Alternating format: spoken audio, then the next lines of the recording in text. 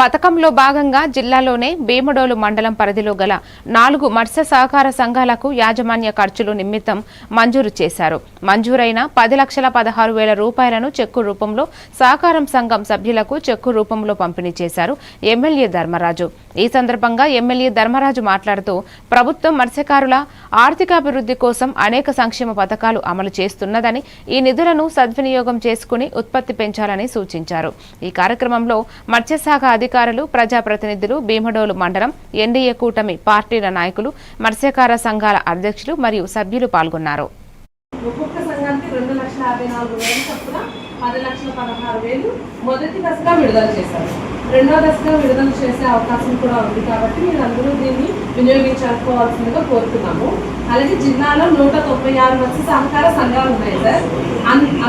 అన్ని సంఘాలలోని మన 4 మత్స్య సహకార సంఘాలకి మన ఉంగుటూరు నియోజకవర్గానికి రావడం అనేది చాలా సంతోషకరమైన విషయం. ఈ సందర్భంగా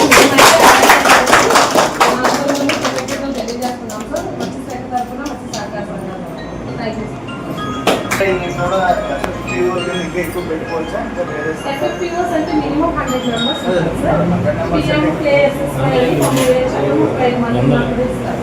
అది